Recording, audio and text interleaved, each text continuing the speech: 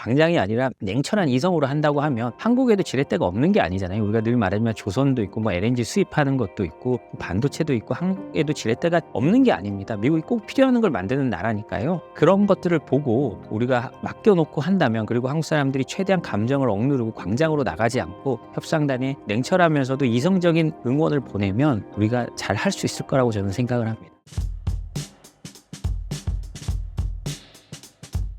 안녕하세요. 저는 생크션랩의 조의준 대표라고 합니다. 생크션랩은 생션이란 건 제재를 말하잖아요. 사실 저희는 트럼프 대통령이 2기 당선될 거를 생각하고 트럼프 리스크, 그러면 관세, 그다음에 수출 통제, 제재 이런 것들이 쭉 이어지는 트럼프 대통령의 무역 리스크를 컨설팅하기 위해 만들어진 회사입니다. 최근 한국의 협상단이 미국에 방문했습니다.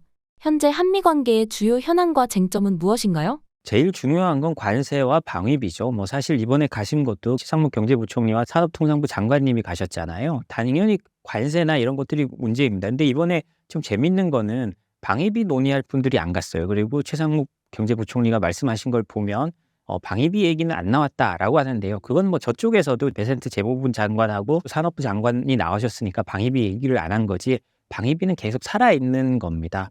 이렇게 일부러 이렇게 좀 떼고 간 건 전략적 분리를 하자라는 뜻일 텐데요. 한국 입장에서는 이걸 해놓고 가장 난제인 방위비를 나중에 하자라는 뜻일 거고, 미국은 지금은 이렇지만 나도 트럼프 대통령이 저번에 일본 사람들을 만났을 때도 그랬잖아요. 보자마자 일본 사람들은 방위비 준비 안 해갔다라고 하는데 사실 안 했을 리는 없고 일본도 아마 우리랑 생각이 똑같았을 겁니다. 이거는 일단 할 수 있는 거 요걸 해서 하고 그 다음에 방위비를 가지고 어떻게 끌어붙여서 여기다 최대한 지렛대를 얻자라는 생각으로 했을 텐데요. 우리도 거의 비슷한 생각이라고 합니다. 만나고 난 다음 보도를 보면 7월 패키지, 그러니까 줄라이 패키지라고 하더라고요. 7월 달에, 그러니까 대선 끝나고 이제 타결하는 걸로 한국은 그렇게 말을 하는데, 미국은 베센트 장관 한국이 아주 좋은 안을 들고 왔다. 빠르면 5월 달에도 할 수 있다. 이런 취지로 계속 말을 하더라고요. 이것도 사실은 제가 보기에 기싸움이고요. 이제 출발입니다. 이제 출발이고 우리는 천천히 하려고 하고, 왜 남들이 어떻게 하는지 봐야 되니까요. 근데 미국은 빨리 이제 뭔가를 보여줘야 되고, 그럼 그 사이에서 어떻게 할지는 아직 이제 먼 길이 남았죠. 아마도 그냥 제 생각입니다만 선언적인 측면에서의 타결까지는 아니고요. 어떤 이 양해각서나 이해를 한다는 문서를 서로 교환하면서 트럼프 대통령의 면을 세워주고 그 이후에 다시 세부적인 거는 계속 논의해가는 그런 그림이 그려질 것 같습니다. 그래서 실제 타결은 새 정부 들어서면 우리 아직 파악 못했어, 이제 또 해야 돼, 이러면서 계속 끌 것 같아요. 줄라이 패키지라고 하지만 실제 7월에 될까? 그렇게 쉽지는 않을 것 같은데요. 모르죠. 그 상황에 따라 봐야 되는데, 한국에 새로 뽑히는 대통령이 이걸 빨리 털고 넘어가자. 다른 나라도 우리도 모르지만 일본이 좀 더 우리보다 빨리 턴다면 빨리 털고 넘어가자. 이런 식으로 된다면 아마도 거기에 맞춰서 갈 수도 있을 것 같기는 합니다. 한국의 정치적 변화가 한미 관계에 어떤 영향을 미칠 수 있다고 보시나요? 미국은 한국의 안보와 경제에 결정적인 나라입니다. 그냥 하나의 변수 정도가 아니고요. 사실 결정적인 나라죠. 그렇기 때문에 한국의 리더십이 미국과 어떻게 지내느냐가 상당히 한국의 미래에 굉장히 큰 영향을 미칩니다. 그렇지만 제가 이렇게 말씀드리는 거거든요. 우리가 잘 지내면 무조건 좋습니다. 근데요, 아무리 친한 친구라도 항상 행복할 수는 없잖아요. 그리고 아무리 친해도 저쪽이 하자는 대로만 할 수도 없고, 우리가 우리 이익만을 지킨다고 할 수는 없습니다. 그렇기 때문에 이제 거기에 대해서 어떻게 맞춰가는지가 중요한데요. 한국의 선거 결과에 따라서 미국이 어떻게 반응할지, 그리고 우리의 미래가 어떻게 변할지를 생각해 본다면 사실 우리가 입 밖에 내기 싫어서 그렇지, 정치적 성향에 따라 다음에 들어서는 정치적 성향과 어떤 진보 정부냐 보수 정부냐에 따라서 사실 어느 정도 차이는 있는 게 사실입니다. 또 그럴 수밖에 없고요. 그렇지만 이제 문제는 그게 우리의 한미 동맹의 근간을 흔드느냐 아니냐의 차이인데, 저는 그럴 가능성은 없다고 봅니다만, 어찌됐든 드러난 현상으로서 진보 정부가 들어서면 아시다시피 미국과 조금 껄끄러워지는 면이 있습니다. 예를 들자면 문재인 정부 때를 비교해 보자면요, 사드 배치 같은데 굉장히 문제가 커졌었잖아요. 갈등이 있었잖아요. 사드 배치 문제도 있고, 또 지소미아 파기 이런 문제도 있었습니다. 이게 미국이 정말 민감하게 반응했던 부분들이거든요. 그러니까 미국 입장에서는 그런 걸 보면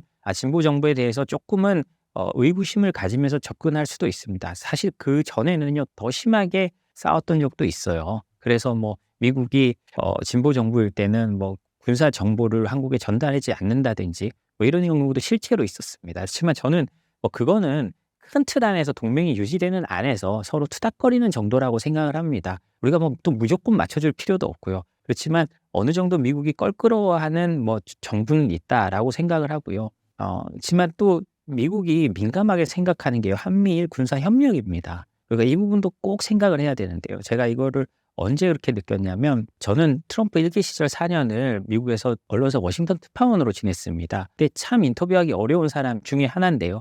존 맥케인 전 상원의원 돌아가셨지만 미국 정계의 거물이죠.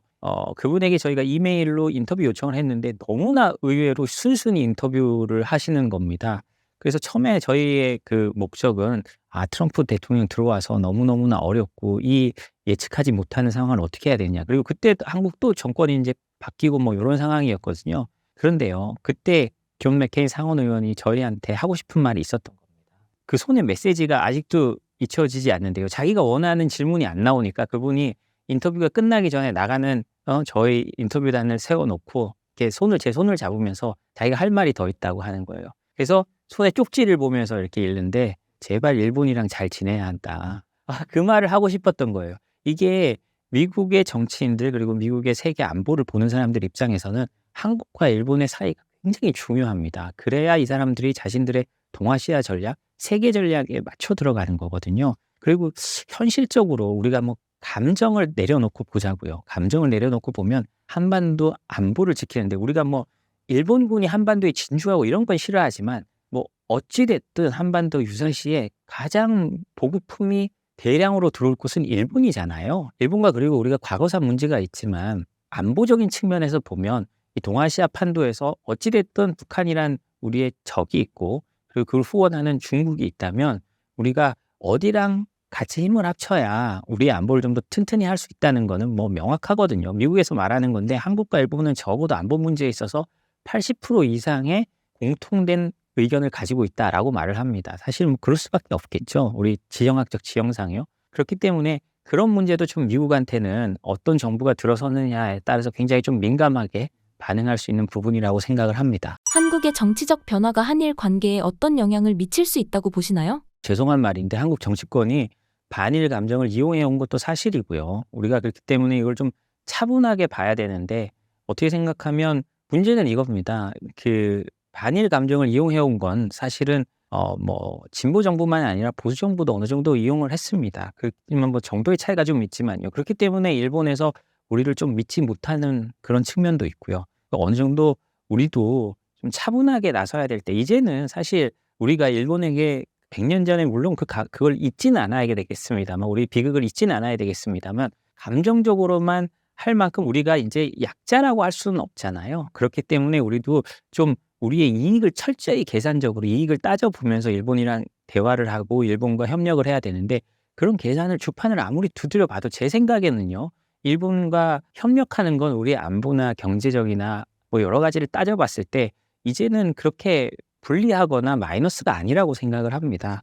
그렇기 때문에 새로 들어오는 정권은 이제 그 일본과의 문제도 전향적으로 좀 생각을 해야 되고요. 이제 문제는 뭐 그렇다고 해서 우리가 갑자기 모든 걸 인정하는 듯한 일본과 뭐 너무 급격하게 다가서려고 노력한다면 오히려 그건 또 해가 됩니다. 왜냐? 그 과거사 문제나 이런 게 이 감정이 아직도 우리나라 사람들한테 아직도 있고 해결되지 않는 상황에서 무조건 그냥 같이 간다고 하면 이것도 지속 가능성이 없는 거잖아요. 그래서 정말로 감정을 내려놓고 정말 하나하나 따져가면서 서로 어떻게 생각하면 무미건조한 친구 있잖아요. 같은 반인데 계속 같은 반인 친구인데 친하지 않아. 그렇지만 어쨌든 같이 하는 거에 있어서는 서로 동의를 하고 제가 있어야 우리가 있다라는 그 정도 선을 만드는 데까지는 우리가 좀 최선의 노력을 다할 수 있게 해야 다음 정부에서도 안전하게 그 안보 문제나 이제 동아시아 문제 이런 걸 좀 관리할 수 있다고 생각을 합니다. 미국의 입장에서 한국의 정치 리더십 변화를 볼 때 가장 중요하게 여기는 부분은 무엇일까요? 과거 같으면 제가 뭐 대학을 다녔던 90년대나 뭐 2000년대 초반까지만 해도 한국에 반미 감정이 많았으니까요.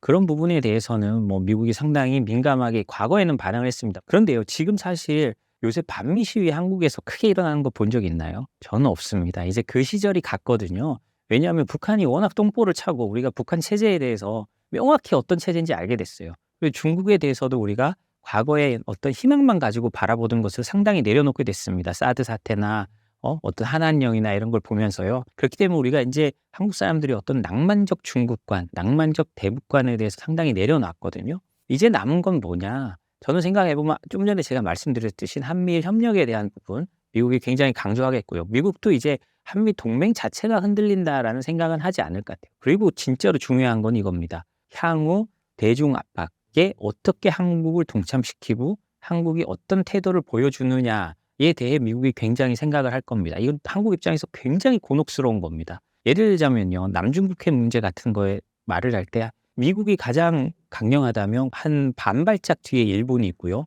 한국은 그 한 3발짝 뒤에 있습니다. 근데 아마 미국은 다음 바뀌는 정부나 트럼프 행정부는 그 발자국을 한 발자국이나 한 발자국 반 정도로 다시 당기라고 할 거예요.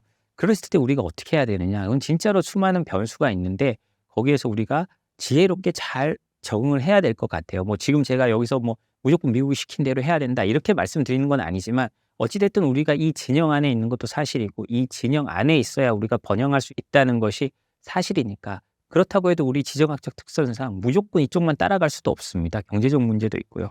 때문에 미국의 이제 그런 압박의 요구가 올 때 어떻게 대응하는지 이런 게 굉장히 이슈가 될 건데요. 다음 정권은 아마도 진보 정부면 좀 더 어려울 거고요. 보수 정부라면 뭐 좀 더 그 주파수를 맞춰가겠지만 그 어려운 그 대중 압박 동참 고리를 어떻게 풀어나가느냐 하는 것이 다음 정부의 가장 큰 외교적 숙제가 될 수 있다고 생각을 합니다. 이번 협상의 결과를 어떻게 예상하시나요? 저는 잘 해낼 거라고 봅니다. 왜냐하면 우리 정치인들도 정치인이지만 한국의 공무원들 아주 훈련된 똑똑한 공무원들입니다. 그리고 그 공무원들이 실제 전략을 짜고 하나하나 해나가는 거거든요.